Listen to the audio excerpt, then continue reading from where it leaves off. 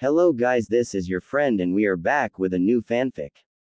Which is what if Naruto get his snake slave powers from Orochimaru and raised by him when he was 7 part 1.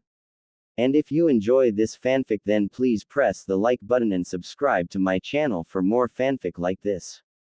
And now let's start the fanfic. Today was October 11th, the day after the Kyuubi no Kitsune attacked Konohagakure, and things weren't going well for those inside the village. Especially for the formerly retired newly reappointed village leader, Hiruzen Sarutobi, who was sequestered in his regained office with an upset blonde infant boy resting in a basket with a blanket. I can't believe it. Did they really have that little faith in Minato's skill or humanity?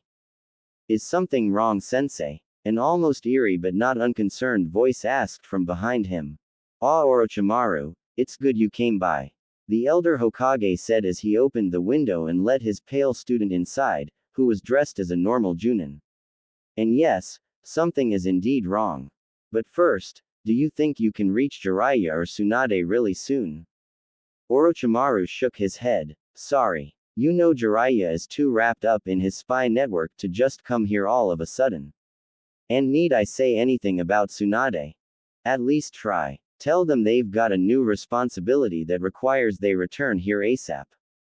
The snake Sanin sighed. I can try, but forgive me if I don't have the best confidence in what my teammates will do about it.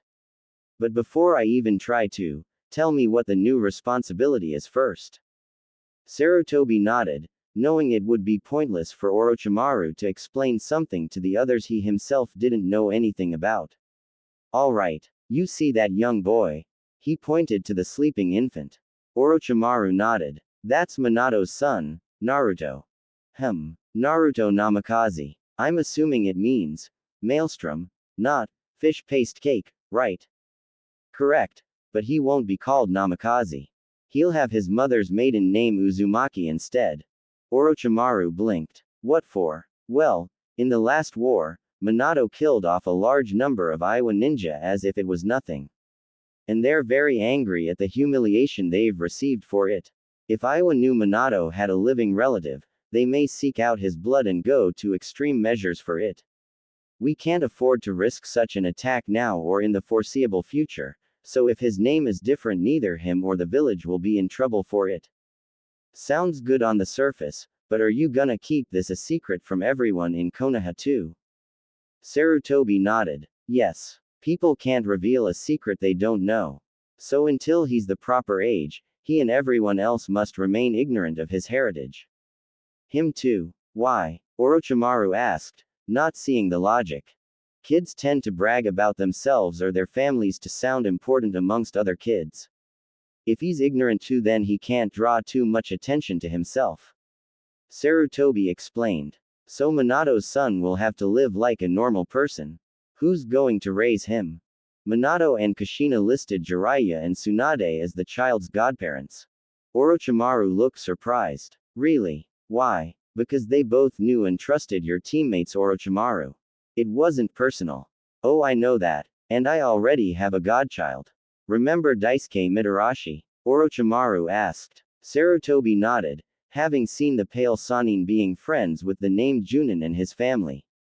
Sadly he and his wife died yesterday, but they entrusted me with caring for their daughter in such an event.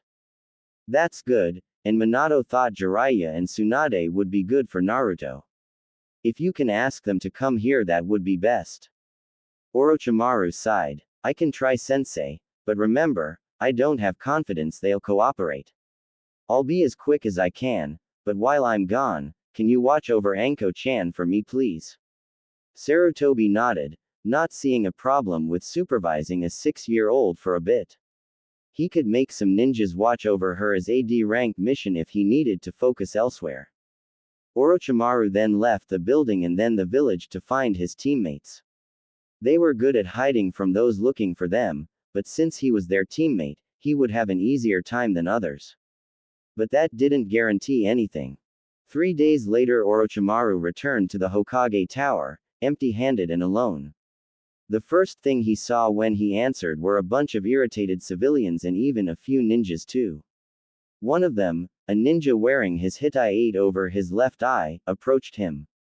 Ah, one of the Sannin is here. Perhaps you could make Hokage-sama sensible again. Sensible? Orochimaru asked, beyond confused. If there was one thing the so-called professor wasn't, it was insensible.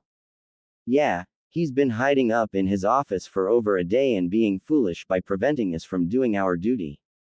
Orochimaru didn't like any of this, and even less when murmurs from the gathered people said things like, kill, and demon. As far as he knew, the Kyuubi had already been taken care of, so what was all the commotion about? He didn't say anything, just walked past them. The group let him pass with pleasure, figuring he was going to take care of the problem himself. Orochimaru stopped in front of the door, well aware there had to be a seal to prevent entry. So he summoned a snake and had it slip into the vents that led into the room. Come in, Orochimaru. I'm glad you're back. Sarutobi called out after 3 minutes, knowing only one person would gain his attention with a snake that knew not to attack. The seal briefly gave out and Orochimaru entered, closing the door quickly so the seal could reactivate before anyone took the opportunity to barge in. As soon as he entered, a young girl with long loose purple hair barreled into him. Orochi Jizan. Thank Kami you're back. She was clearly crying. What's wrong, Anko-chan? He asked the sobbing child. He noticed the crib next to the desk and the infant inside was asleep but didn't look comfortable. And now he could see whisker marks on the boy's face. So many bad people were here, trying to hurt the baby. They said so many bad things about him. They tried to hurt me too. Orochimaru's eyes widened and he gave his old teacher a look that said, please tell me this is not true. Sarutobi's sigh and closing his eyes did nothing to comfort his student. I'm afraid it's true. Once the council learned what had transpired with Naruto, they ordered his immediate execution. The civilians took the bait almost completely and even some of the shinobi have too. Why would they order that? Orochimaru all but shouted, momentarily forgetting he had a child beside him. Well, Minato got rid of the Kyuubi by sealing it away inside Naruto, at the cost of his life. I told them this so they'd know not to be afraid of a repeat attack by the beast and that the child should be considered a hero for bearing such a burden, but right away they craved his blood. Apparently they either believe the infant is simply the fox turned into a helpless child, or Minato did this specifically so the child could be killed, thus killing the fox with it. Orochimaru wanted to throw up. Once in a while he had curious thoughts that others could consider vile, but this was barbaric. So the council that has always worked with Minato actually believes that he would wish a newborn to die just to solve a problem.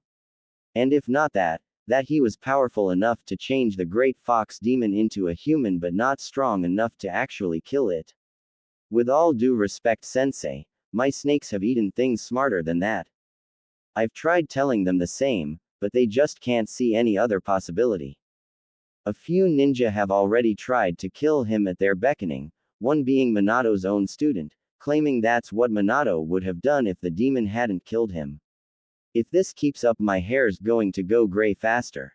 I've kept him here since then, and Anko-chan's been adamant about protecting him too since she's been here. For the first time, Sarutobi smiled. You should be proud of her. She took a kunai to the shoulder to protect him. Orochimaru looked down at his godchild again and saw her tenderly touch her right shoulder. With the shirt in the way, he couldn't see the bandage around it, but didn't need to. He bent down and hugged his friend's daughter. Good girl, Anko-chan. And at least you didn't get hurt worse. Orochimaru, any news regarding Jiraiya and Tsunade? Sarutobi asked. The snake Sannin tore himself away from the little girl. Sadly no, sensei. I couldn't locate either. I checked all the nearest hot spring resorts, casinos and bars, but got nothing. I might have searched more, but my gut told me to get back here. And I'm glad I did. Sarutobi took a puff from his pipe.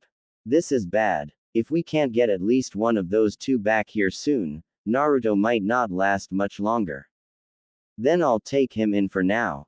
Sarutobi blinked but didn't look surprised or objected. But don't you already have Anko-chan to watch over?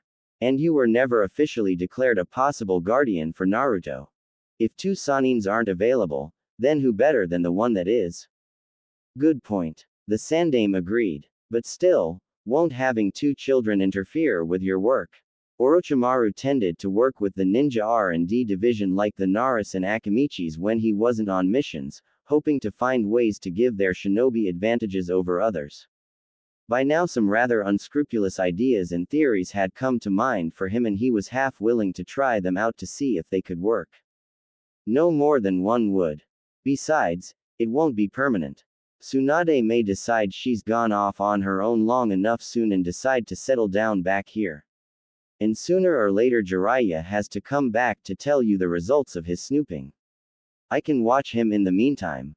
After all, I don't see anyone else volunteering that won't try to kill him. Sarutobi couldn't argue that point. Very well, Orochimaru. I'll allow you to be Naruto's guardian and caretaker until such time that his designated godparents can do the job instead. Also, I'm creating a few laws for Naruto's protection. No one will be allowed to talk about sealing away the Kyuubi or Naruto's connection to it. So none of the younger generation will be taught anything except that the Kyuubi was beaten by the Yondaime, with the exception of Anko-chan here for obvious reasons. This way, maybe he can live a normal life among his peers. That requires a lot of faith in the people of this village, sensei.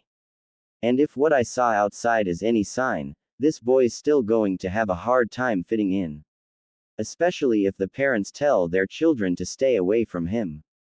Orochimaru commented. We'll have to cross that bridge when we come to it and hope he can gain some friends that'll see him for him. Sarutobi said, not sounding as confident as he wanted to, which Orochimaru easily noticed. With nothing else to say, Orochimaru thanked his teacher, grabbed Naruto and Anko, and left the building through the window. No way he was going to walk through that crowd again holding the whiskered infant. He took the two to his small modest home and set up a futon and crib in his guest room. Sorry, but you two will have to share a room for a little bit.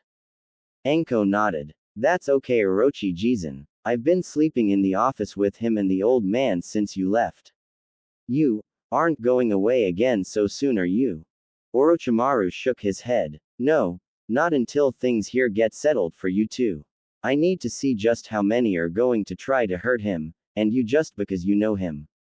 Again, protecting him was a very good thing to do. Anko smiled. He's cute, especially with those whiskers. I guess he is. I hope that's not the only reason you helped him. Anko shook her head. Nope. I thought he might be able to be that little brother I always wanted. And if he's staying here with me, he really is. Orochimaru smiled. I guess you're right. And as the big sister, you need to be there to keep him safe if someone tries that again. Try not to get yourself killed though, and get me if things get ugly. I sure hope this works out until those two get here. Orochimaru thought. 2 years have passed since Naruto was born, and they hadn't been pleasant years for him. Even though he was too young to ever remember all of this time, his foster family would never forget it. Everything that happened or almost happened to Naruto, they either softened or took in his place, and while it hurt, in a way it brought them all closer. Tsunade still had not come back to the village or been confirmed seen in that time. Jiraiya had come back a few times to make his reports but never stayed long enough to actually do anything about his responsibility to Naruto, even see him. At times Orochimaru seriously wondered if the peeping Tom was even aware of it or Naruto. Sarutobi told him otherwise though a few months ago. I managed to inform him about Minato's son being alive and reminded him of his duty. The Sandaime had explained to his one remaining student. He says he can't simply stop what he's doing since it would take too long to get restarted once he had free time again and he's onto something potentially vital to Konoha's safety. He doesn't like this, but feels it's best to just let things stay as they are for now. It wasn't that Orochimaru really minded having to care for Naruto, although the frequent feedings and diaper changes in the beginning had been a hassle. Outside that, he liked the boy.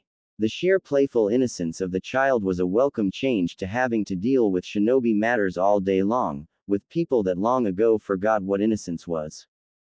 And the youthful curiosity reminded him why he got into R&D in the first place, to help young ninja improve their chances of returning home alive.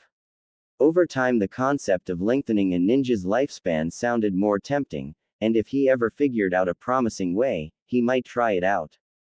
But now it wouldn't be just for his own benefit. Naruto and Anko both helped the pale Sannin a lot in his personal life.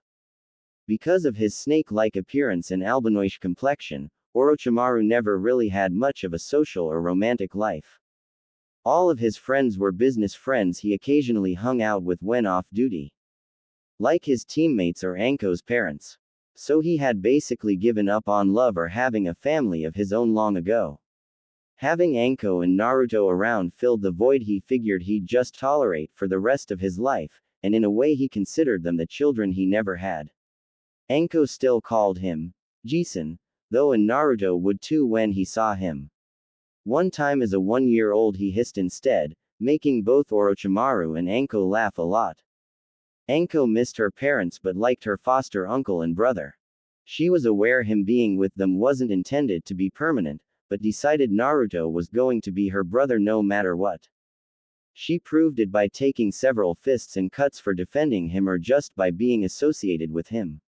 The first few were adults which were arrested for child endangerment, but after the rest learned they encouraged their children. Many were reluctant, especially those that knew Anko before, but not all, so she became victimized all over again. Her only response? Better me than Otudo. Orochimaru was livid about all this. Even more so when one of the babysitters early on tried to kill them both. Anko had to use a kitchen knife to cut the sitter's Achilles tendon before they could do worse than put a few bruises on them both. The sitter tried to press charges, but since Sarutobi handled the case, the sitter had a restraining order against the residents and occupants since then in community service. After that, he never left them with anyone without a shadow clone or a snake summon nearby. He simply couldn't trust anyone to be near them without him. At the moment, Anko, who was 8 years old now, was practicing out in her house's backyard while Naruto took a nap inside their room.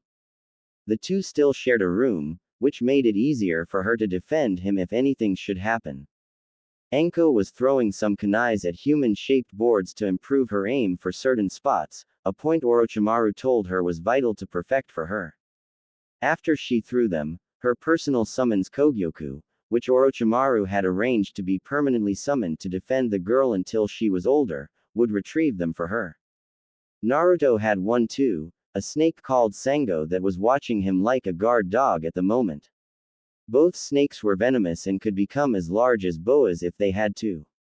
The only way to tell them apart was Kogyoku was purple with red spots down her back and Sango was orange with black streaks. Naruto was probably the only toddler in the world that wasn't afraid of a snake. Kogyoku had brought Anko her weapons back when she tensed up. Something wrong? Do you hear that buzz? Anko quietly asked. Kogyoku listened. Luckily, as a summons, she had some skills normal snakes didn't, such as being able to hear like humans could rather than just vibrations through the ground. Yeah, I do. Sounds like bees or something. Soon they both noticed a large swarm of dangerous-sounding small insects flying towards their house and settling around the closed window of the kids' room. They couldn't get in thanks to a few rudimentary seals Orochimaru knew, but they weren't going to stop trying. Anko and Kogyoku almost hid until they saw the bugs weren't after them, just Naruto obviously. Problem was there was nothing either of them could do about it, except one possibility. Kogyoku saw Anko pull out her emergency paper bomb kunai and stopped her before she could use it. No, don't. It won't get rid of all of them and you'll just make it easier for them to get inside. What should I do then? Before the purple snake could answer, a mysterious person dressed like an Anbu agent came up behind them and knocked Anko out. Kogyoku grew to the size of a python and constricted herself around the intruder, only for him to replace himself with a log. With only one thing left to do, Kogyoku dragged Anko into a safe spot outside the house, got smaller, and darted to Orochimaru's office as fast as she could. Orochimaru, one of the heads of Konoha's R&D department, was going over some proposals for funds to explore researching new ideas and why they were advisable. Many were, but they had to be prioritized first. Hmm. I've got requests for extra protein supplements to the Akamichis. Well, they may have to use their own funds if possible. This guy wants to see if one can find a way to siphon off another's chakra like a parasite. Handy, but maybe risky. This guy wants to see what would happen if cells from someone with a Kekkei Genkai were introduced into the body of someone without one. I'm intrigued. And this guy, oh, Amachi wants to try new terrain to test possible physical adaptability. Claims to be very promising. Before Orochimaru could make a decision on anything, Kogyoku came in through the air duct. Orochimaru-sama. Danger at the house. He took the snake into his hands and shushined away without a word. When he showed up in front, he immediately rushed inside and heard hissing coming from the kid's room. He went in to see Naruto sleeping, ignorant of the trouble, but Sango was large and looking outside. Kogyoku left Orochimaru to go check on Anko. Sango, what happened? A large swarm of bugs, acting like they were on a mission, tried to get in. And some Anbu knocked Anko-chan out but got away before Kogyoku-ne-san could punish them. Sounds like an Aburame, but why would they do this? They've never had a problem with us before. Apparently one does. The orange snake stated hastily. Orochimaru frowned. I'm bringing this up to the Hokage. Sarutobi knew what to expect when his pale student entered his office. Well, what happened now, Orochimaru? Sensei, things are getting out of hand. The clans are now starting to act out against Naruto. They've kept their distance, probably to avoid offending me, but now a confirmed attack from an Aburame shows this situation isn't getting better. A confirmed attack? How many ninjas use insect swarms?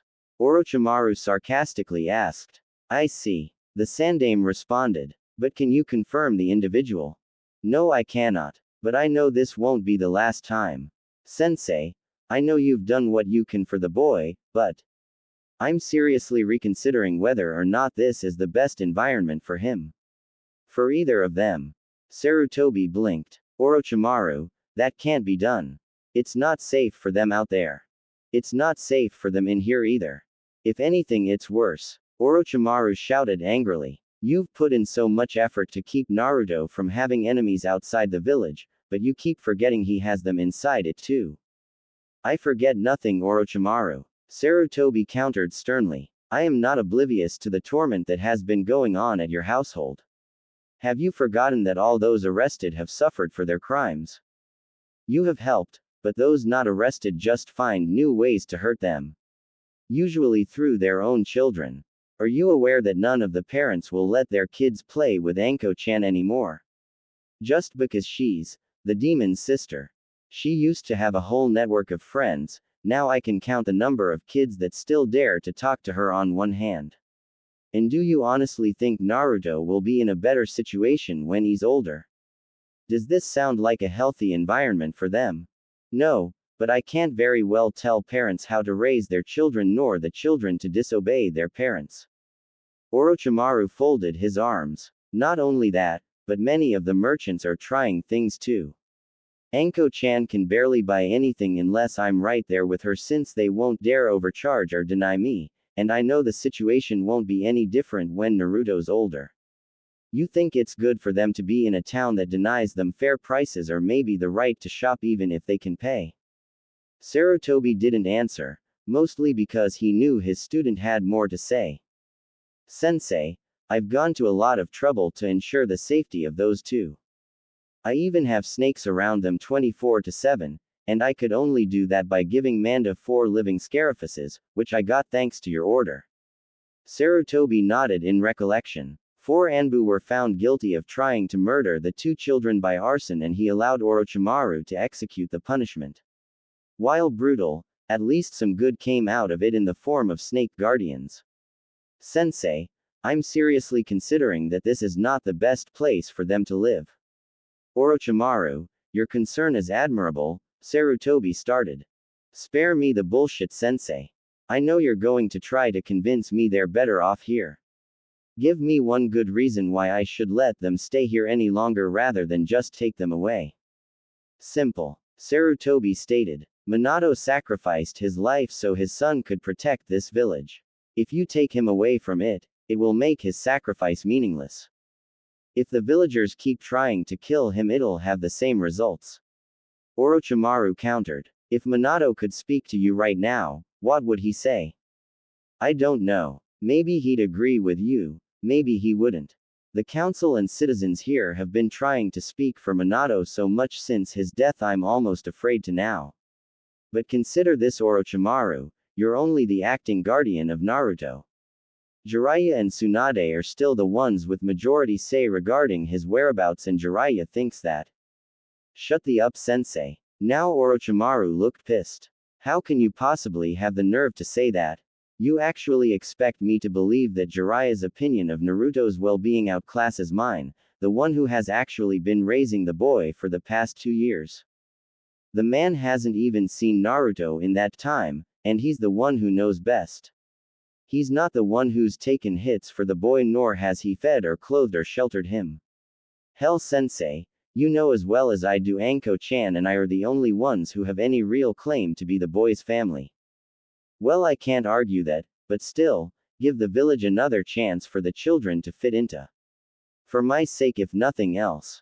Orochimaru sighed. Fine, sensei, I'll try to tolerate this a little more. But if nothing changes for the better, I will do something about it, with your permission or not. Sarutobi slowly nodded in acceptance. Very well. Tell them, hi, for me. Orochimaru nodded and then poofed away, revealing he had been a shadow clone the whole time. Guess he's getting even more protective of them both. Does that make him a mother hen snake? So no luck? Danzo asked from within his secret chamber. Sorry, Danzo-sama, but the residence is better guarded than previously anticipated. Torunobarame, a bug-wielding member of Root, answered. Damn, I figured that a Sannin would make sure his abode would be secure, but apparently he did better than I thought. Danzo mumbled in his head. But I want that tool. If I can't get it by force, maybe I have to try a different approach. A few days later, without attacks, Orochimaru had a visitor come to him at his office. Ah, Danzo-san, what brings you here today? Orochimaru had always tried to be civil to the crippled council member, mainly because the Warhawk had always supported the R&D department to improve shinobi abilities, but that didn't mean Orochimaru trusted him. After all, this guy had been the only member of the civilian council to not order Naruto's death, and Orochimaru did not believe the man was just being compassionate back then. Well, Orochimaru, I have a proposition for you. You see, I've heard from a colleague of mine that you're experimenting on the introduction of Kekkei Genkai into new hosts. And I've come AC. Hold on a second, Orochimaru interrupted. A colleague told you? I haven't discussed that with anyone, and I haven't even approved the start of the experiment. My source must have been the researcher to submit the request then. I was under the impression that it had already been approved. Danzo calmly answered. Orochimaru narrowed his eyes. What goes on here isn't meant to be discussed with those outside to keep our secrets safe. You of all people, Danzo, should know the value of keeping secrets. You have no idea how right you are. Danzo quickly thought. Well, back to what I was saying, I had chanced upon some stored DNA of the Shodai Hokage. And as you know, your teammate Tsunade Senju is the last known of that bloodline, and it's dormant in females. And she's also reached the age where conception is almost impossible, if not already impossible. A very useful Kekkei Genkai force could be lost forever, unless we seek a new means to keep it going. Orochimaru thought it over. Well, it sounds reasonable, but what if the subject rejects the new DNA? That's what experiments are for. Even so, I have multiple fields to explore and I can't give funding to them all. Danzo smiled. Tell you what, I'll supply the funds for this project and we'll use the Mokuden as the trial run. If we can succeed in getting a successful user, then we can someday acquire indefinite amounts of Kekkei Genkai for our village. And in return, Orochimaru asked. Nothing at the moment. How about an IOU? Orochimaru did not like the sound of that. An IOU to this man was like having one to the Yakuza. But the idea he was proposing sounded enticing. Alright, we'll go forward with it. You'll have to supply us with about 3 million ryo up front though, and your IOU must be within reason. Danzo smiled like he got away with murder. Pleasure doing business with you, Orochimaru-san. Let's hope for the best. Another year went by and things sort of stabilized for the Orochi household. Attacks lessened but did not stop, and the civilians resorted to angry glares when they saw Naruto and Anko. Orochimaru had made it clear that any attacks would be returned just as badly to the attackers by himself personally, and Sarutobi said he had the rights to. Anko lost more and more friends because of their parents' prejudices or peer pressure, so now she was down to 2. The first was a girl named Kurenai Uehi, whose parents were more open-minded to the Jinchuriki and his situation. The second was an orphan boy named Kabuto Yakushi, recently brought to the village after being found alone in a battlefield and didn't mind the kids either. Neither were as lively as Anko usually was, but they could keep up with her. Naruto himself didn't have too many friends. It was hard to when most parents didn't want to bring their children over. Generally speaking, if Naruto's secret didn't keep them away, his snake guardian scared them off without even trying. Sango didn't like that, but she was sworn to protect him so she couldn't just leave him vulnerable. And it got tougher after the insect attack, since Orochimaru wouldn't let anyone from a clan enter his house without his personal approval and presence. So in short, only the Yamanaka, Nara, and Akamichi clan heads had their children come over because they trusted the Yondaime's skills and hoped their kids wouldn't be afraid of snakes later on. The Hyuga would have if they were more open to mingle with others, and the Uchihas deemed the whole issue unworthy of significance, their words. At the present time, a soon-to-be 3-year-old Naruto was hanging out at the Yamanaka flower shop with a 3-year-old Ino while Orochimaru and Anko were trying to find him a birthday present or two. Inoichi was watching the two kids have fun their own way in the back of the room while going over a newspaper and noticed nothing out of place. There were a few insects buzzing around, but that was normal for a place filled to the brim with flowers.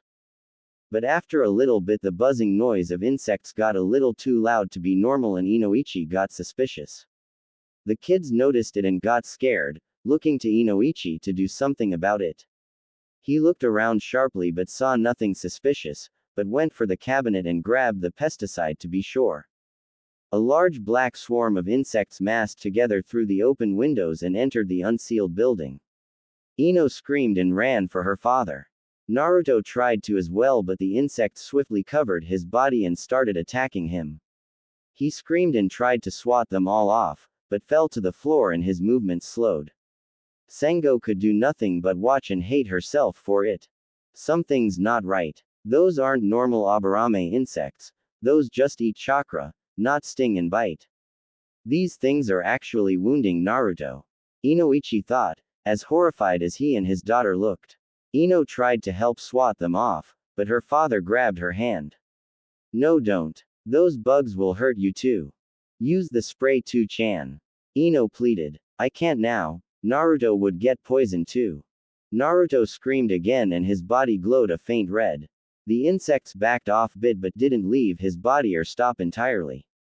Unable to take the pain anymore, Naruto did the one thing any child in his situation would do, he ran. He didn't know where he was going or what he'd do when he got there, but he had to just run. The Yamanakas followed. Think he might like this, Jisun? Anko asked as she pointed to a play sword on display in a window.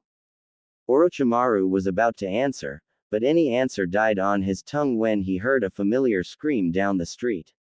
Anko heard it too and lost interest in the question entirely. Both looked down the street in hopes they were wrong. They saw a young child running around with a swarm of bugs clinging to him. A few passerby would try to beat the bugs off him, but they moved off on their own just enough to reveal who the child was. Once people saw, they either looked the other way, or kept beating him for a different reason. Orochimaru, Anko, and Kogyoku rushed to help him.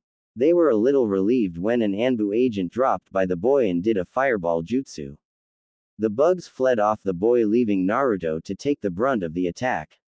Orochimaru and Anko were horrified by this, and even more so to see the Anbu didn't look repentant or even tempted to put out the flame. Although Orochimaru saw that last part more than Anko did. Orochimaru used a gentle wind jutsu to put out the flame while Anko yelled at the Anbu, crying in anger. You jerk.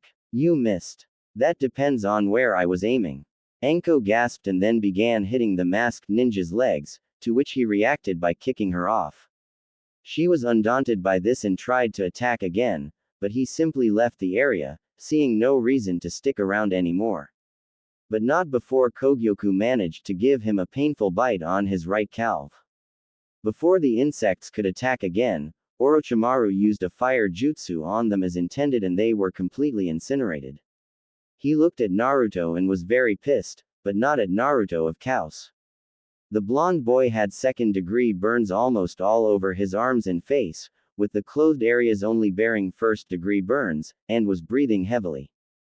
Ototo. Is he going to be okay, Jisun?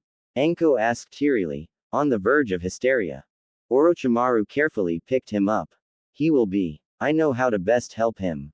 Anko-chan, get on my back. Kogyoku, go get Sango. The purple snake nodded and darted away while Anko got a hold of the snake Sanin's shoulders. He then darted off to a safe place for them all. Some civilians started to wonder if maybe the one Sanin still in town had been pushed too far. That's it. I've had enough of this. Minato must be rolling around in his grave. Orochimaru angrily thought as he entered his house and placed Naruto down on the couch. The Kyuubi's chakra was already healing the young boy. And fortunately for him he was unconscious by now. The two snakes entered the house a few moments later and got by the couch too. Anko, with tear-streaked cheeks and red eyes, hovered over her brother figure like a watchdog. Jisun, what's gonna happen to him? He'll be fine, Anko-chan. He's already healing and should be as good as new by tonight. What should we do about that bastard that burned him? Anko asked, sounding a little more angry now. Orochimaru never bothered to enforce appropriate language for the kids since they heard offensive things almost daily anyway. We'll see to him. And also whoever sent those bugs at him. That wasn't natural either. But first, I've got something bigger in mind. Anko blinked. Like what? Jisun, this has gone on for far too long. Sarutobi-sensei can't bargain his way out of this. I'm going to make sure this stops once and for all. The snake Sanin stated with hostility and venom, and maybe a little glee at the last idea. Anko smiled. Can I help? Absolutely. But we have to act tonight and you can't tell a soul. He told her, to which she nodded. Good. Now go pack up everything you have. We're going on a little trip. How long? Long enough. Anko looked worried about having to maybe leave her home and remaining friends for who knows how long. But after looking at Naruto one more time, she knew it was a matter of time before that happened to her too. And Orochimaru had never led her wrong before. I'll be ready in a jiffy. She told him before heading for her room. It won't be that easy, Master Orochimaru. Kogyoku commented. Oh, I know that. That's why I'm going to put on a big show for Konoha and do a little damage too. The pale Sanin replied. Like what? Sango asked. Well, let's just say Konoha will learn what happens when you try to corner a viper. He told them with a sinister chuckle.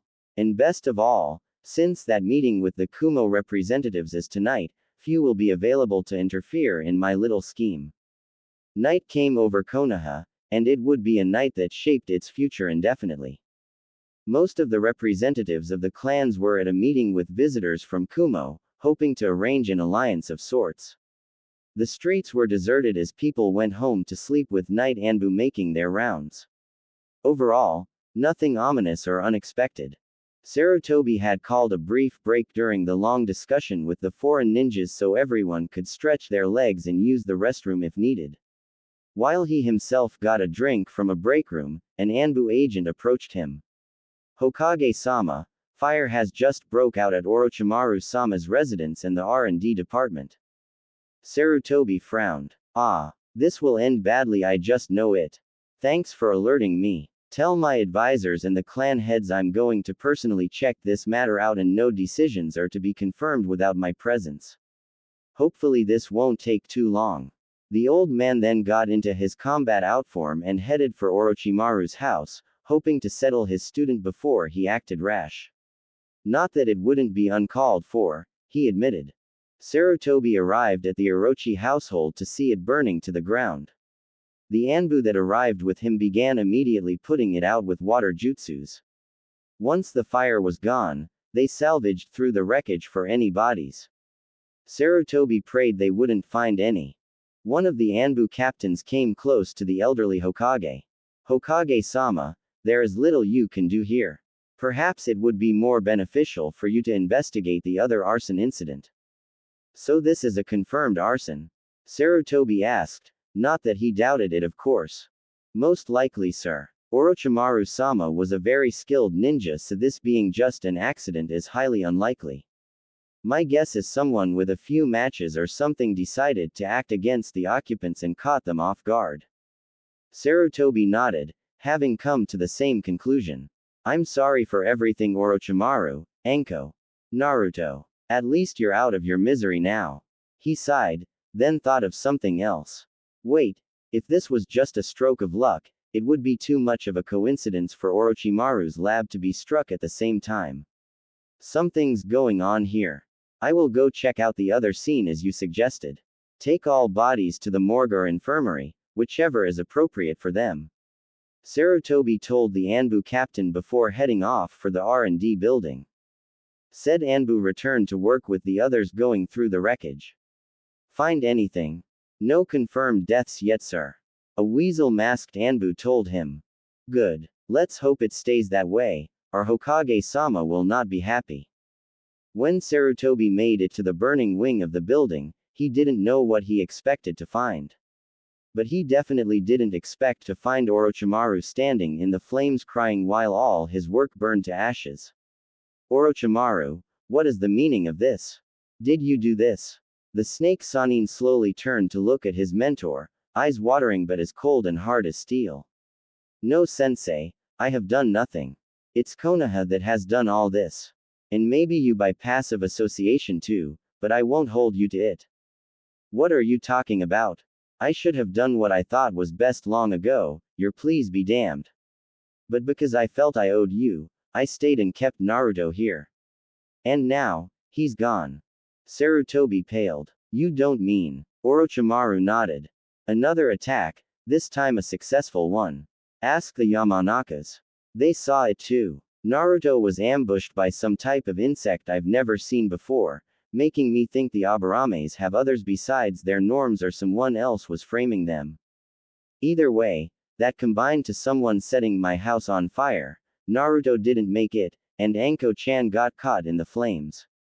Not to mention, when all the civilians and even an Anbu wearing a pig mask saw him, they just added to his pain. I bet the Anbu started the fire since he used a fire jutsu on Naruto earlier today.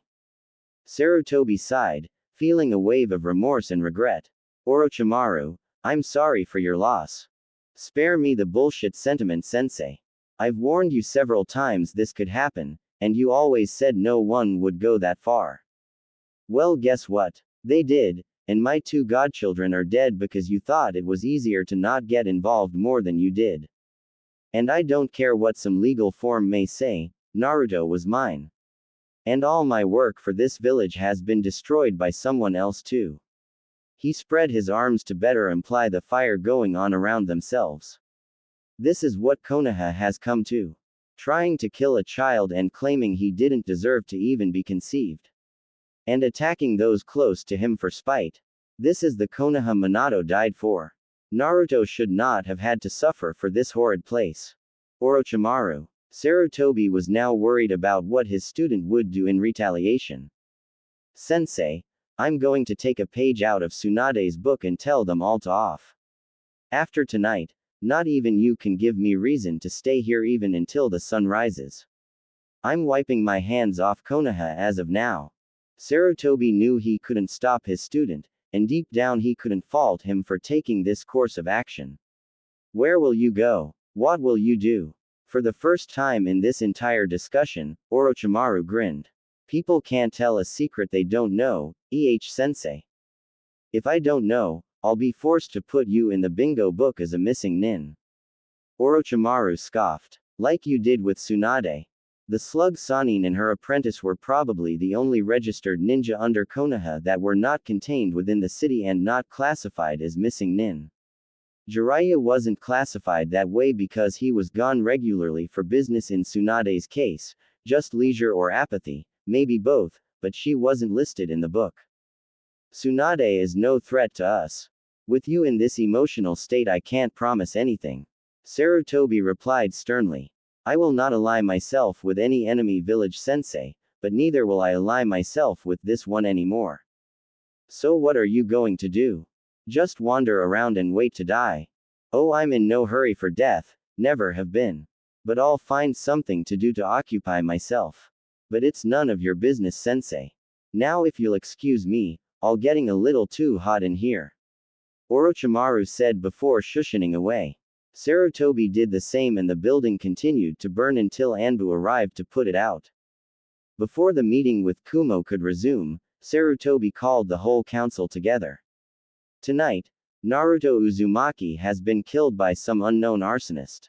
A few cheers from over half the council made him pause and flare up his ki to silence them.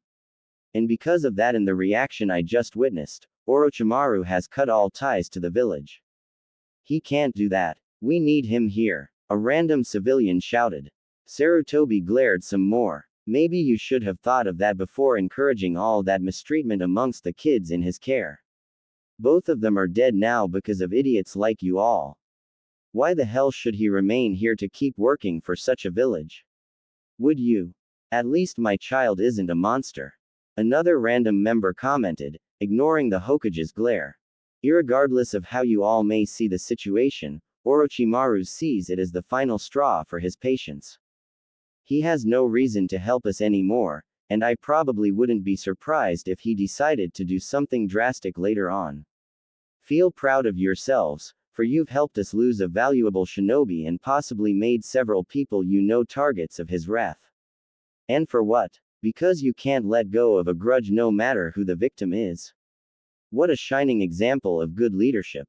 But enough of this. Let's just finish this meeting and call it a night. They all followed his lead, but several were already celebrating in their heads over the reported death of a blonde-whiskered boy. Did it work? Anko asked as her foster uncle came into view from her hiding spot, a bunker outside the city walls designed for civilian safety in invasion times. Like a charm, Orochimaru told her as he ruffled her hair. By tomorrow morning, everyone will think you and Naruto are dead and I left grieving. We can find somewhere to live with no one looking for you too. And I can train you both to fight back like shinobi should. Anko smiled. She was glad for that. Orochimaru told her they were going to leave their home and not come back. She was a little frightened. Especially if Tracker Ninja tried to find them. He told her he was going to stage their deaths, and that way no one would hunt them. Everyone had to think that, even the Hokage, or it wouldn't work. And apparently it did. No more bad people. Well, no more from Konoha at least. There are still enemies outside, but they won't attack as much. Orochimaru-sama, is it true we can't go back? A young boy with white hair asked. Well, you could, but where would you go, Kabuto-kun? Orochimaru found the boy in the lab before the fire had started to attract Sarutobi. Apparently the boy had been the subject of a few experiences Danzo had been doing without Orochimaru's knowledge. He wasn't supposed to even be involved, but Danzo had his own agenda, and damn those that didn't go along with it. He had been trying to create many Kekkei Genkais, with just the Mokuden tests being a cover front. According to the results Orochimaru saw tonight, most subjects dies, but 2 young boys and 1 girl survived. One was about Anko's age named Yamato and he was a success in acquiring the Mokuden, and the only one at that. Kabuto had been the second boy and the subject of better than normal healing experiments, and they seemed to work too. The girl had been Kurenai, who had not been tested on yet but had been selected since she was Anko's friend. Her parents were killed 2 days ago, making her an orphan now. And according to the results, a second lab had been doing similar work under Danzo's orders, masked as Orochimaru's approval, in the land of the sea, being headed by researcher Orochimaru new named Amachi. And he had some successes too. Orochimaru, already unnerved by the horrible treatment done to Naruto and Anko, became even more upset when this was revealed to him. His work was being usurped from him under the guise of his own approval, making it look like it was all his idea. There might have been a time he would it, but he was in no mood for it now. So he took the kids to a safe place, went back and set fire to the lab to destroy his notes, ensuring no one else could misuse his work, and waited for Sarutobi to show up and act his part. He lied about Naruto and Anko's death to ensure no one else would follow him, believing him to have left in grief rather than protecting the children. Back at the present, Orochimaru let everyone who had been hiding come back outside. If you want to go back Kabuto-kun you can, as long as you swear not to say a word about tonight. Same for you, Kurenai-chan. The bespectacled boy sighed wearily. No, that's all right Orochimaru-sama. I don't have any family there so what do I have to go back to? Kurenai tearily nodded. Yeah, me too. Where will we go? Anko asked. Kogyoku settled on her shoulders to hear this while Sengo did the same with Naruto. Yamato looked at the snakes wide-eyed, afraid they would bite. First, we're going to settle some business in land of the sea with someone misusing my work. And then we'll go somewhere I know no one we can't trust will find us there. Where? Naruto asked. I'll tell you later. Not a good idea to say too much near here, and we should get out of here.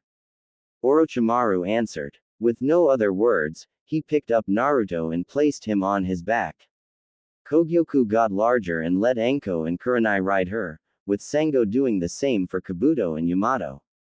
They started running or slithering away from Konoha, not sure when or if they'd ever see that village again. Orochimaru also created several shadow clones and had them run in several directions with extra summoned snakes to tag along, making it that much harder for anyone to find them. An hour later the kids had fallen asleep, and everyone on the move slowed down a little to not disturb them too much. Kogyoku stopped completely though, and turned her head around. Orochimaru, I smell someone coming up from behind.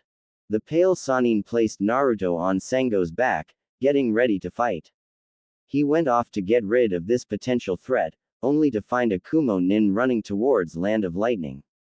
He would have done nothing about it, except he saw the burlap bag the Kumo nin carried with something moving inside it trying to get out.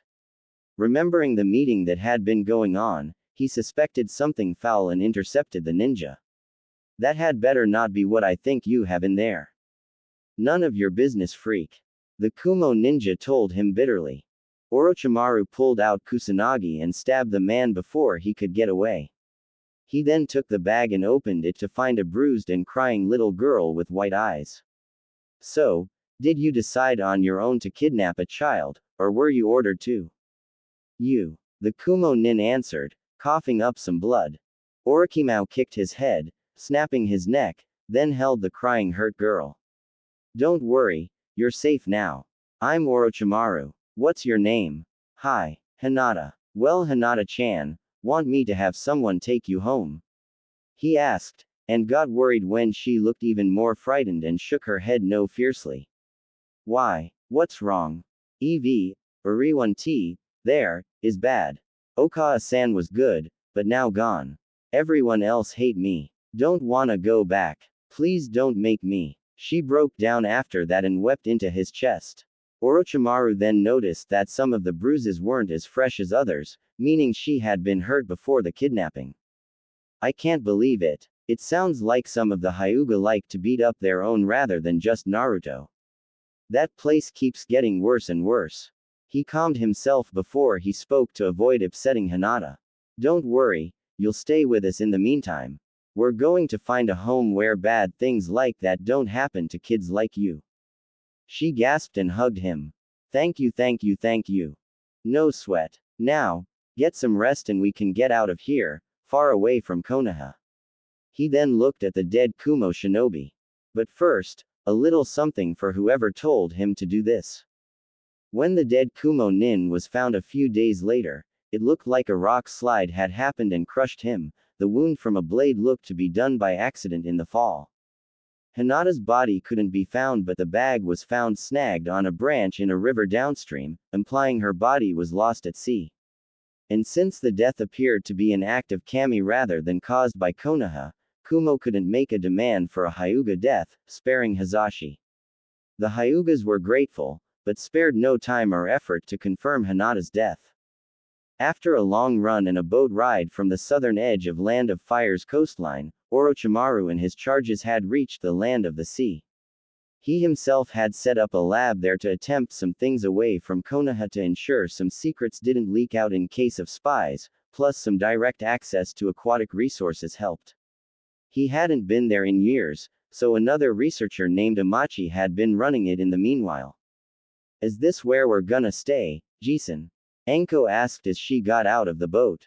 Orochimaru shook his head. Can't. This would be one of the first places they'd check for me. We're here to see just what was done while I was away. Then we'll head for our new home. Where is that? Kurenai asked. I told you I'd tell you when we get there. Everyone got off the boat. Orochimaru and the two snakes led the 5 kids towards the hidden lab built by the shore, designed to look like a run-down building no one ever cared to renovate. At least on the surface, inside it was everything a laboratory was supposed to be. Orochimaru had made it that way himself, using the old, hiding in plain sight, principle to make it so unlikely to be bothered with. And even if someone did bother to try and sneak inside, there were workers already inside who could get rid of them. Orochimaru led everyone inside while carrying Hinata. The poor girl had barely walked at all since she came into his company, and he suspected it was more because of shock or fear than her injuries. She said even less too, but she at least smiled when everyone tried to lift her spirits. Orochimaru led them through the corridors into the building, a faint trail of light bulbs guiding him into the research center. None of the kids asked where they were going since he already explained it to them, but they started to feel something was wrong here. Orochimaru sensed nothing, well used to surroundings such as this from decades of ninjahood. He came to a closed door that wasn't locked, so he opened it and stepped inside. Right away he wished he hadn't done that, to spare the children from the sight of the room's contents if nothing else. There were large glass containers that looked like oversized test tubes lined against one side of the room, each but 2 with a person inside it. The ages and genders varied, and out of all of them only one container had a glowing light on it, indicating something unique but not immediately obvious. There was also a table with various pieces of lab equipment and papers spread about. It looked like someone here had been doing some rather unorthodox human experimenting here, something the kids weren't supposed to see. What is this place? Kurenai asked. This was a lab to see how we could improve our ninjas' physical capabilities. Orochimaru answered. This wasn't what I was expecting though. Especially that, whatever that is. He then pointed to the glass tubes. Are they even alive? Yamato asked, having flashbacks to the experiments done on him for the past year and being the only one to walk away alive from it. Orochimaru carefully looked over each one. The one tank with the glowing light had a monitor that showed a faint heartbeat. He then noticed all the tanks had monitors too, but this one was the only one actually working. And judging by the size of the person inside, the test subject was a very young child, making the pale Sanin uneasy. This one is. I'm going to get her out of there. He checked everywhere for a latch of some kind, and found one near the top of the tank. He pulled it, and the liquid inside the container drained out, letting the captive inside sink to the bottom. Once it was drained, the glass casing opened up and Orochimaru pulled the small person out onto the floor. This test subject was indeed a young child, a girl close to Naruto and Hinata's age who couldn't possibly be more than half a year older at most.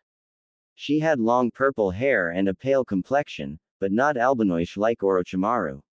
She also didn't have any clothes on, so Orochimaru wrapped her in his jacket to keep her covered. In doing so, He saw a strange mark on her left shoulder that looked like 3 tomos inside a circle, resembling a seal of some sort. Is she okay? Naruto asked. I think, but I'm not sure. Somebody did something weird to her. Ah, Orochimaru-sama. Nice to have you drop by. A new voice said from a door to the left of the one everyone had entered from. Orochimaru turned to see a thin man with white hair and a long nose standing in a lab coat with his hands behind his back. Amachi, what have you been doing here? Orochimaru asked. Why, exactly what you ordered me to do. Trying to find new ways to enhance ninja physical skills and terrain adaptability. This is not what I had in mind. Orochimaru snapped, pointing to the glass tubes and the unconsciousness purple-haired girl. No, but it's even better. You see, I found a lost boy some time ago who has every unusual blood, with so much potential to be unleashed. Maybe even the first of a new Kekkei Genkai. Apparently he can actually shapeshift during times of bloodlust or stress, and to make it even better, with the right method, his blood can give those powers to others as well. Amachi told Orochimaru. Orochimaru admitted to himself the idea was an interesting one, but something about this bothered him. And you experimented on children too? How could you? Amachi shrugged. Well, in order for it to work, the blood must be injected into the jugular, and if the subject survives the transfer, a mark appears there. For children the survival rate appears to be the highest, so I had to work with young ones. But I've been running kind of low, so I'm glad you brought me some more. Now Orochimaru was mad. Don't even think about it. I'm trying to give these children a bright future, not one where others think less of them for whatever reason they have. Kogyoku and Sengo got in front of the kids defensively and became anaconda-sized. Amachi was unintimidated. Don't you think they'd be better off with the gift I can give them? Think about it. A secondary source of chakra if the primary one runs dangerously low. And if the user gets close to death, a second stage is activated and the user gets the ability to transform into a second form, useful for terrain handling and combat purposes. What ninja wouldn't want that? You can't force this onto kids that don't want it. The Sannin replied. The researcher shrugged. They're children. They don't know what they want. I don't think I can let you keep doing this, Amachi. Orochimaru stated as he pulled out some explosive tags. He didn't light them since that might put the children in danger, but he did show them off. Guess I'll have to show you how effective my work can be. Amachi said as he swiftly pulled out a syringe and threw it at the group. Before anyone could block it, the needle struck Anko in her jugular, making her scream. Anko-chan. Everyone yelled as Orochimaru pulled the syringe out. Anko kept yelling and squirming on the floor. It hurts. It hurts. The beginnings of the curse mark started to form around the puncture wound like a burn. While they were distracted with Anko's agony, Amachi took the opportunity to get several more syringes and hit all the remaining children in the jugular with great aim. All of them fell screaming and writhing as their blood burned internally. Kogyoku and Sengo wrapped around the long-nosed researcher and began constricting him tightly. Orochimaru stood in front of him. Why the hell did you do that? And while we're at it, how were you able to? Well, you needed to be convinced my work has value. As for how, well, I guess you and your snake friends were just too slow to do anything about it. Forgive us, Orochimaru-sama. We were more focused on Anko-chan than the others for that brief moment. Sengo said regretfully. I was at fault too for that. Amachi, tell me you have an antidote for this. Amachi tried to hold in a laugh but failed and laughed loudly. Now why the hell would I create an antidote for a power-up? What do you think I am? Stupid. Orochimaru was really disgusted with this man. Long ago, he thought he was rather insightful and quite possibly capable of opening new frontiers for Konoha's ninjas. Apparently that was true, but he used it for the wrong reasons. Had he been doing this to willing subjects or adults, Orochimaru might not have minded too much. In time he would have probably used this procedure to give the village's shinobi an extra edge against their enemies. But the Sannin had several children under his care and anybody who tried to hurt them was automatically an enemy. Kogyoku, Sango, finish him off. The two snakes hissed happily and tightened their grip on him more and more until he was crushed thinner than a used-up toothpaste tube. Orochimaru checked on all the kids at once, first noting they had stopped screaming, just breathing deeply and asleep. On each one of their neck bases was a curse mark, 3 tomos inside a circle. Even Naruto had one. Damn, I thought maybe the Kyuubi's chakra could filter it out of his system. Wonder why it didn't. Truth was, at this point of time all the Kyuubi's chakra could do for Naruto was heal physical wounds and nothing more. That would change as he got older, but for now to do more would be dangerous to his health. So the curse mark was there to stay. Orochimaru felt there was only one thing he could do here. With the two snakes' help, he pulled all the children, even the extra girl, back outside and went in to recover any info regarding this curse mark before setting the place on fire with explosive tags. He didn't see any of Amachi's assistants inside, and while that bothered him, he figured it was probably for the best. Less trouble to deal with. He then got them back on the boat and headed back for the mainland. Night came and Anko was the first to recover, sitting upright around a campfire. She looked around to see Orochimaru sitting on a log watching over them all with Kogyoku and Sango, and also the new girl who seemed to be awake already. What happened, Jisun? It's a long story, Anko-chan. I'll tell you when the others wake up too so I don't have to repeat it. Orochimaru told her, then offered her a piece of dango he bought in the last town. Want some? She eagerly took it, but ate slowly. Hi, I'm Isaribi, the new girl said to Anko. Sorry you had to get the seal too. Seal? Anko asked, then her eyes darted to the mark on the other purple-headed girl's shoulder. Anko tenderly touched her shoulder and felt the flesh was soft and painful to touch, making her pull her fingers back and wince. What happened to me? Orochimaru sighed. I'm sorry, Anko-chan, but that man gave you something bad and I don't know how to get rid of it. How bad? Bad enough that some people could call you a monster for it. Anko shrugged. They already do that. What else is new? Well, according to what I've been reading, this mark gives you a chakra boost when you run low, but it means you're more likely to act violently when that happens. And there's a second stage involved if you almost die, giving you the ability to transform into some kind of creature when you need to. Orochimaru explained. Anko blinked in surprise. And there's nothing you can do about it? He shook his head. Maybe I can get Jiraiya to seal its effects, but I haven't seen him in years so I can't promise that. Anko then looked over Naruto and the others, who started showing signs of waking up soon. Then I'll use it to defend my Otuto. If I'm stuck with this, might as well give it a good use. Anko-chan, I wouldn't. Orochimaru started to protest, then thought it over, and slowly nodded. If that's what you want. The others woke up and Orochimaru explained to them what happened and what they involuntarily acquired. Not surprisingly, they were unhappy, but they had the same thoughts about it as Anko did. Orochimaru hoped that they wouldn't come to regret this later on. About 3 weeks after leaving Konoha, Orochimaru had finally reached his destination, a hidden underground chamber in Land of Rice Paddies. In that time he had kept a careful eye on all the children with him, still upset at what had happened to them in Land of the Sea. The only reason it happened at all was because he hadn't been expecting it the first time and he was occupied the next time.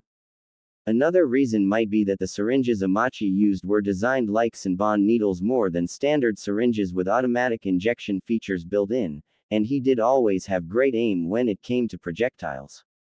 Orochimaru cursed himself, wishing he had only been more prepared for the long-nosed researcher to actually try something. But he wasn't, and now all the kids in his care might suffer from it. So far he hadn't seen anything negative from what he dubbed the curse mark outside an occasional brief flash of pain. He wondered if that was meant to encourage the person to use it or just a nasty side effect. The scroll with all the info regarding it didn't say much about it. It did however come with several sealed-up samples of the blood-based formula used to give one the mark and abilities. Orochimaru kept it around in the hopes of someday reverse engineering it and ridding the kids of it. Or at the very least, have a better understanding of how it works. For the time being, he ignored that and went inside the hideout. Since it was quite dark underground, he used a fire jutsu to light the candles left on the walls to illuminate the place better. This place reminds me of those haunted houses you see in movies, Kabuto stated. Why did we come here? Kurenai asked, eyes darting around as if looking for something. A long time ago, me and my teammates found this abandoned place during an A-rank mission that was taking longer than we expected it to. We used it to hide ourselves and ambush our enemies. Afterwards, we agreed this would be our secure location to come to if we needed to go somewhere private. So only Jiraiya or Tsunade would think to come here. The one adult present explained. Are they coming? Naruto asked, not knowing who they were or his connection to them. Orochimaru sadly sighed. No, they aren't. They don't know I'm here and I'd rather they don't find out yet. If I saw either of them soon, I'd be very mad at them. How come? All the children asked. Orochimaru wasn't going to like this, but knew it needed to be done. Naruto, I wasn't supposed to be the one to watch over you all these years. Jiraiya and Tsunade were. Naruto looked surprised. Then why didn't they? Orochimaru shrugged. I'm not entirely sure. I personally think Jiraiya just didn't want to juggle you and his work, so he chose his work first, and Tsunade was more interested in doing her own thing than taking some responsibility. If they have other reasons, I'd love to hear them, but that's all I can assume for now. Several of the kids frowned at hearing this, but Naruto just hung his head.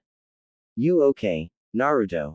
Said Blonde lifted his head, showing off a grin, with some small tears in the corners of his eyes. I'm fine, Jason. At least you're here for me. Always will, kid. You can count on it. How long we gonna be here? Hinata asked. Not too long. Just long enough for me to check up an old idea of mine and see if we can go ahead with it. Orochimaru told them with a grin, making them all feel better. Later that evening, Orochimaru was seated at an old desk looking over some old papers he brought with him, with some storage scrolls next to him as well. Anko, Kurenai, Isaribi, Kabuto, and Yamato were currently looking around the place to get a better feel for it and make sure there were no unwelcome surprises there, with Kogyoku tagging along in case there were some. Hinata was currently taking a nap with Sango curled up to be the pillow, resting peacefully. Orochimaru was glad to see that since while the girl had been healing she kept having bad dreams, presumably about what had hurt her in the first place. Naruto was awake and trying to see what Orochimaru was interested in at the moment. Whatcha doing, Jason? Going over something I haven't in a long time. Like what? You probably wouldn't understand. It's boring grown-up stuff. The snake Sanin answered. Then why are you doing it if it's boring? Naruto innocently asked. Boring for you, not me. And hopefully, not the daimyo of this country either. Orochimaru corrected. Why? Let's just say that if he agrees with me, then we'll be secure for years to come. Orochimaru explained as best he could without revealing too much. I can't tell you more than that, sorry. Naruto looked upset but didn't argue, and decided to just pace around until the others returned. Excuse me, Daimyo-sama, but you have some visitors. A guard at the place of the daimyo of Land of Rice Paddies told the ruler as he entered the throne room. Visitors? I'm not expecting anyone. Who are they? The ruler of the country asked. He was tall, thin, with brown hair beginning to gray, and a small beard, wearing a black royal kimono with a pattern for a rice farm sewn onto it. The one adult present claims to be one of the Sanin of Land of Fire. His physical description matches that of the snake summoner, and the fact that he has talking snakes with him adds to that confirmation. The daimyo rubbed his chin in thought. Interesting, a Sanin wishes to see me. Wonder what for. He then caught something else. Why did you say, the one adult present? He has several children in his care, Daimyo-sama. 7 to be exact. The guard answered. Why would he bring children here?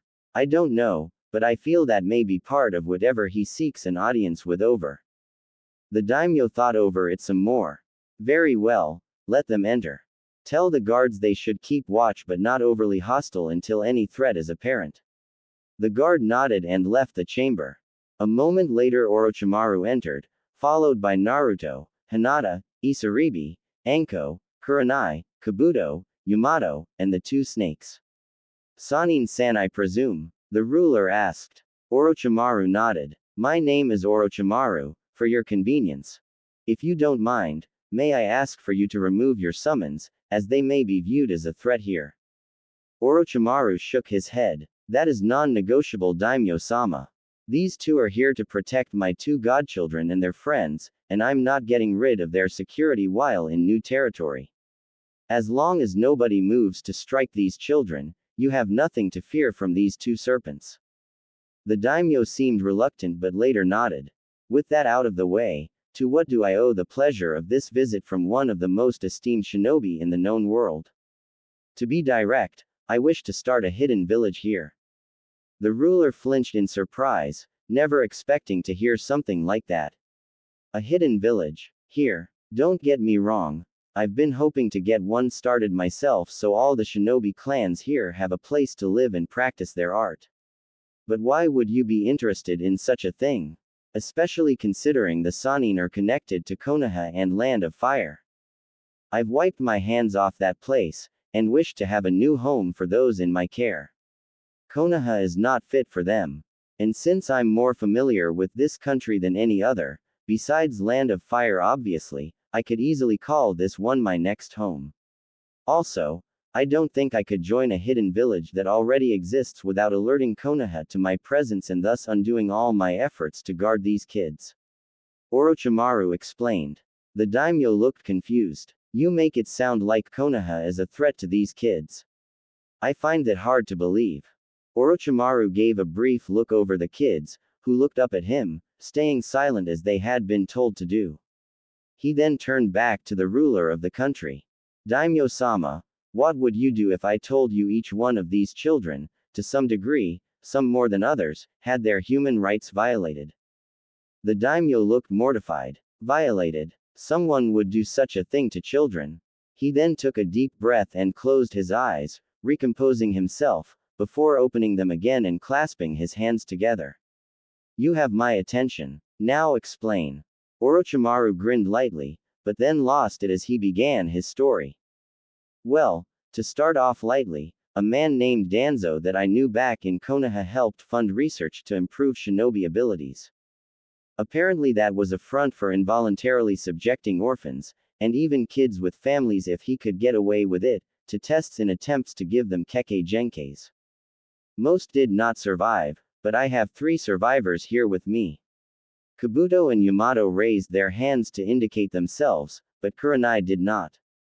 He patted her on the shoulder though. This girl here so far was not actually used yet, but next in line for a test. As far as we can tell that is. It is possible he may have done something to her and she blocked out the memory. Kurenai looked frightened now. Orochimaru then got behind Isaribi. This girl here was kept captive inside a glass tube in an island lab where a man I once thought of as a respectable colleague did the same thing as Danzo, just more specialized. Making me suspect the two were in cahoots.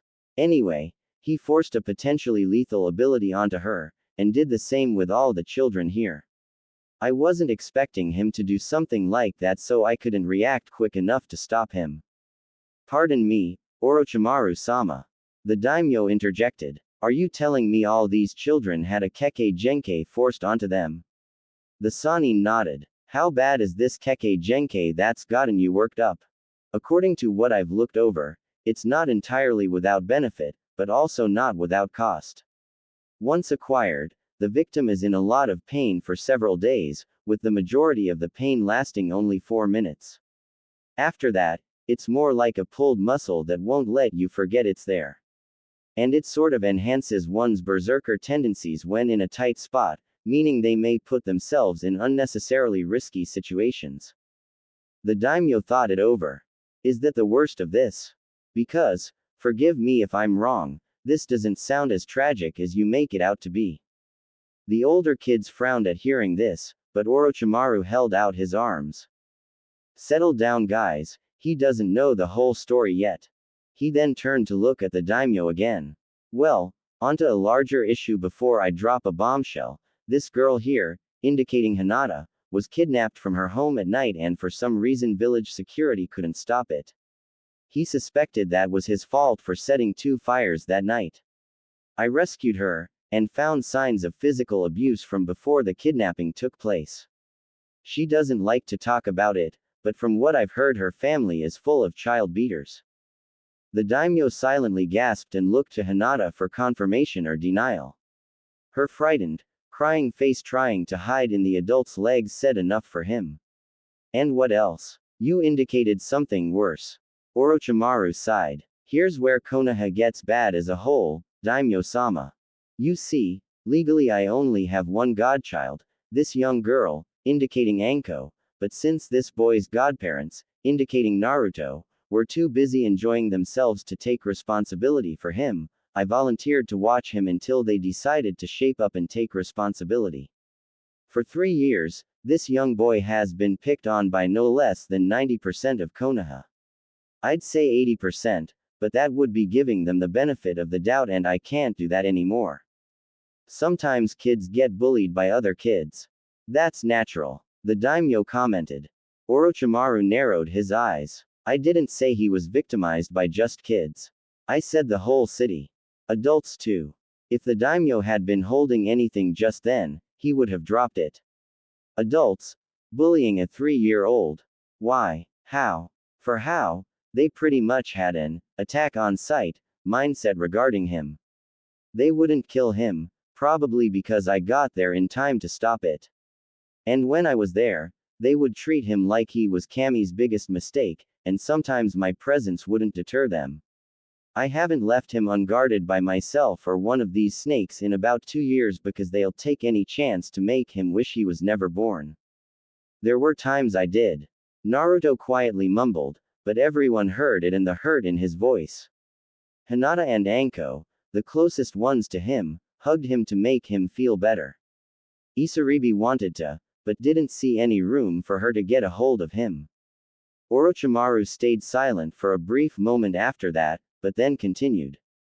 Anyway, the townspeople, mostly civilians but some shinobi too, several deemed honorable by the populace, took every chance they could to make Naruto's life hell. They did the same thing to my first godchild too, just because she's associated with him. And the adults in the village told their children to stay away from both of them or hurt them as much as possible, thinking kids could get away with what the parents couldn't.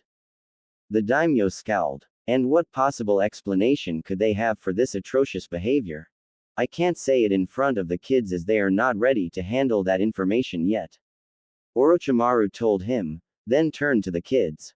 If you all would like to go outside and see the courtyards for a moment you can now. They thanked him and went outside, with Kogyoku and Sengo following. Before Orochimaru could speak up, the daimyo did. On second thought, it doesn't matter. There is no excuse good enough to justify what you've just told me.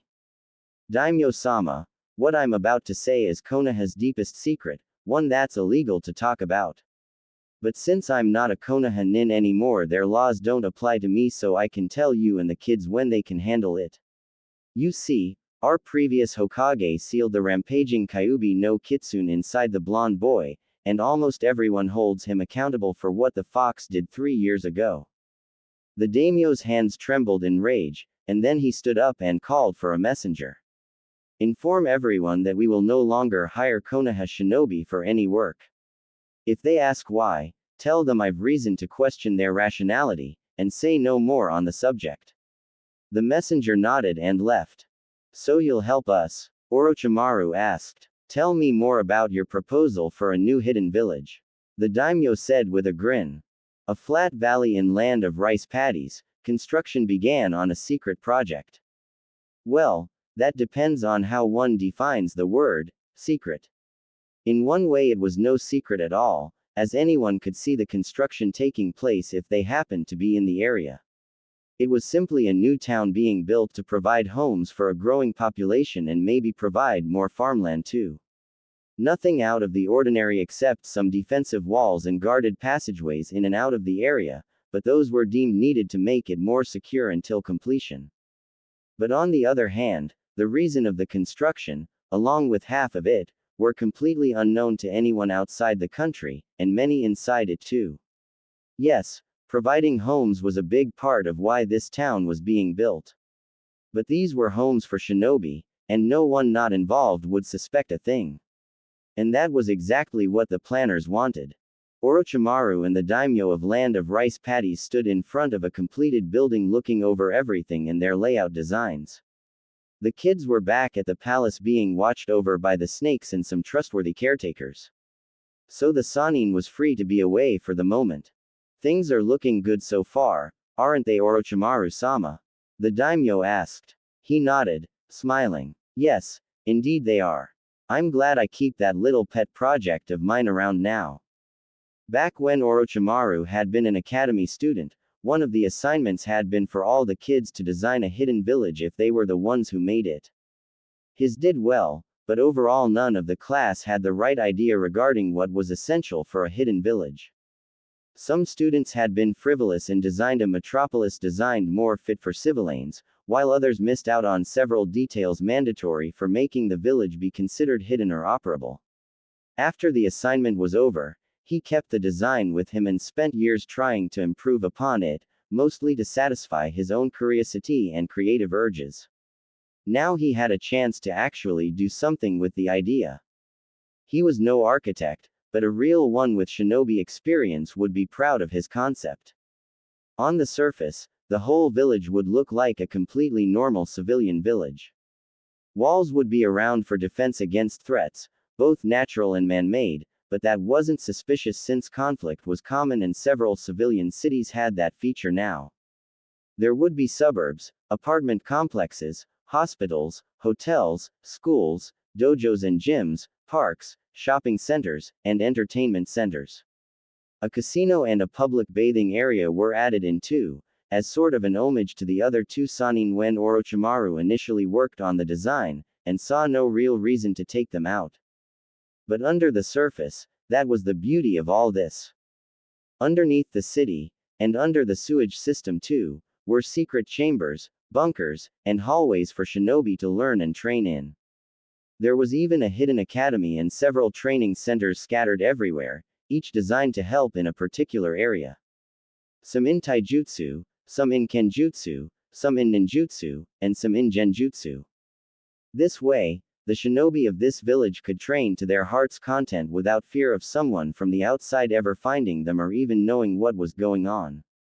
The dojos could be used too to get them used to training above ground, as long as they didn't use ninjutsu there. There was also an idea that the shinobi here only wear their hitai on the job, preferably out of town, rather than walk around in public so visitors wouldn't notice. With this in mind, it would be the one true hidden shinobi village, by virtue of being hidden in plain sight. The daimyo had been satisfied with the conceptual design and provided what he considered the perfect location for the village. A flat stretch of land big enough to hold Konoha if it had to, surrounded by mountains to the north and northeast.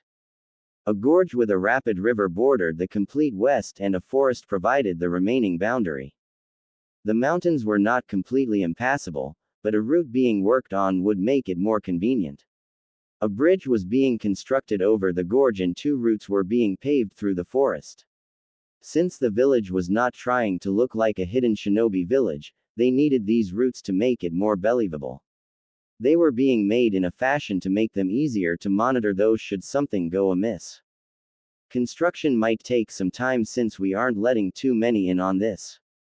The daimyo commented. So far the only help they had were from construction companies and shinobi with masonry skills who intended to settle down here when finished.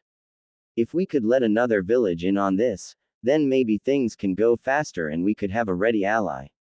Reasonable, but who? And do I really need to say Konoha is not an option? Orochimaru responded. Of course not. I was thinking more along the lines of Taki, Hoshi, or Kusa. The daimyo told him.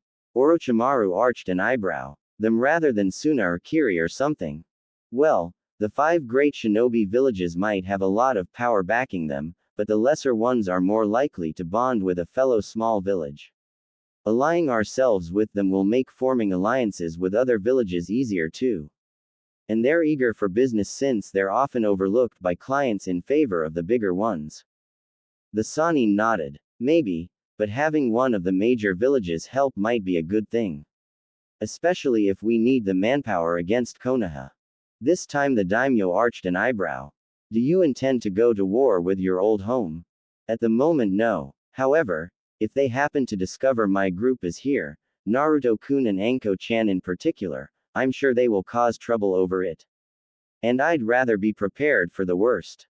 Suna would be the best option as they're the closest. Iwa a close second, but I'd rather not risk their involvement either if I can help it. Because of young Naruto, am I right? The daimyo asked, having been told about Naruto's heritage to explain his situation better.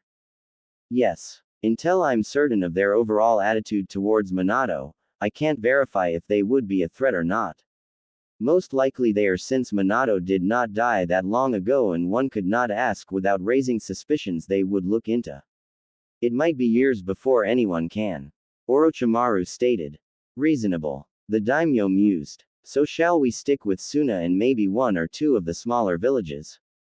Let's see how much we can do on our own first. The Sanin suggested. Besides, the underground network has to be completed first, and it's best if only our forces has a good feel for that area. What we really need are some established clans to settle down here. Maybe some civilians and their kids will be willing to learn to become shinobis, but some existing clans and Kekkei Genkai will give us some credibility when we make ourselves known. Why not go around other places to find people and families that have nowhere to go? Not fugitives that would sell you out, but desperate people with something to prove and willing to settle down somewhere. You know, like you were when you came to me. Orochimaru thought about it, and shrugged. Why not? Orochimaru later made it back to the palace and gathered the kids together. Okay everyone, I'm going to be going on a trip for a bit to try and find us more allies. You all will be staying here, with Kogyoku and Sengo watching over you with Daimyo-sama.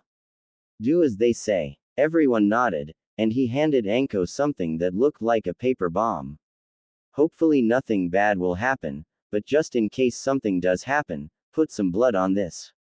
That'll summon Manda to protect you guys, but it'll only work once.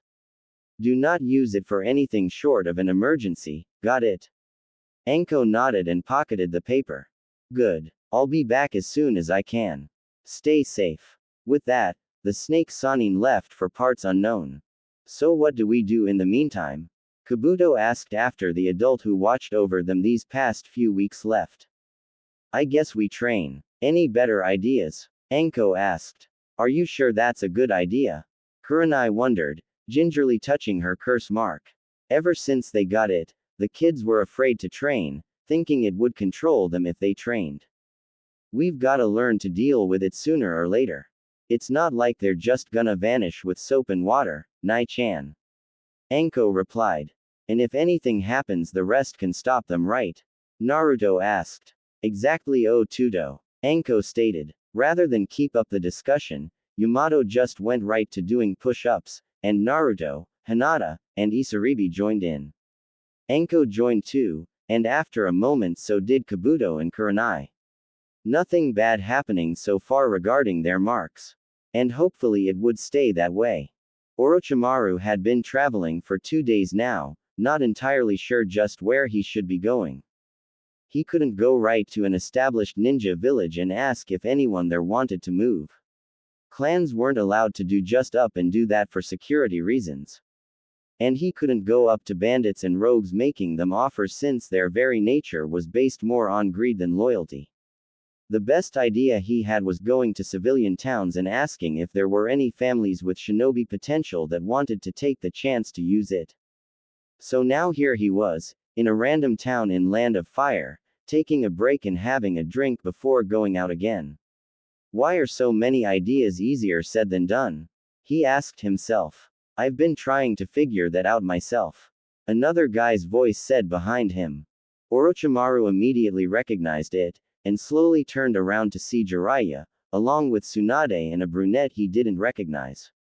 Oh, hi Dobi. What brings you here? That's my line Tem. Jiraiya told him. Orochimaru, We came to help out. That's what teammates do. Tsunade said gently. A little late, don't ya think? He paused to take another gulp. Hey Tsunade, you actually took time off from your eternal binge to see me. I don't know if I should be flattered or worried. I heard from Sensei what happened and I got a hold of Tsunade here. We figured you might want some friendly company. Jiraiya explained. Orochimaru arched an eyebrow. What exactly did Sensei say? In his words. Jiraiya cleared his throat. He said that you had a tragic lose and took it rather unwell, and just vanished. He also told me to tell you that he hopes you'll come back when you can get yourself sorted out. Orochimaru glared. That's it. Word for word. Jiraiya nodded, and Orochimaru clenched his fists. That is one of the most apathetic things I've ever heard. We're sorry for you, Orochi. Tsunade butted in. We heard you lost your goddaughter and your work to some maniac. But you shouldn't take it out on Sensei or the village. And I wouldn't, if both had done more to help Anko-chan and Naruto instead of just. Wait, did you just say, Naruto? Jiraiya asked, caught off guard. The snake Sanin nodded. Yeah, Minato's son. The kid you two were supposed to watch over but never did. Who did you think was watching over him all this time? The toad and slug Sanins exchanged a worried look before turning back to their teammate. Orochimaru, Sensei told me he was killed just after the sealing. Couldn't handle the strain. Orochimaru wanted to puke, and it had nothing to do with the alcohol in his system. He told you Naruto died? Jiraiya nodded. Yeah, and then I told Tsunade. You mean, he didn't? Orochimaru shook his head. Nope, he's still alive. Not that Konoha wants him to be. I faked his and my goddaughter's death so I could get them away from that child-beating shitstain of a village. Tsunade started to cry. My godson is alive. Can I please see him? Orochimaru thought about it. I'll let you two see him, under a few conditions. First, you can't breathe a word of what I'm doing to Sarutobi, period. They nodded without a hint of protest, even Tsunade's assistant. Second, you need to help me find some trustable ninjas and clans to make allies with and are able to move about, so I can protect the kids better. For the record, I learned that the current Mizukage is about to issue a Kekkei Genkei purge of Kiri. More like some kind of genocide if you ask me. Jiraiya said quietly. Orochimaru smirked. Then if we get there first and offer them solace, we can get the people and numbers I need. Good, so let's head out tomorrow for Kiri. But I want to see Naruto. Tsunade protested. You waited 3 years, you can wait another week or so. I'm getting these shinobi first so Naruto won't be such a target anymore. You make it sound like horrible things have happened to him. Tsunade's apprentice commented. The look on the pale Sanin's face disturbed them all. I'll tell you more about that tomorrow. That way none of you will be unable to sleep tonight. So, are you gonna help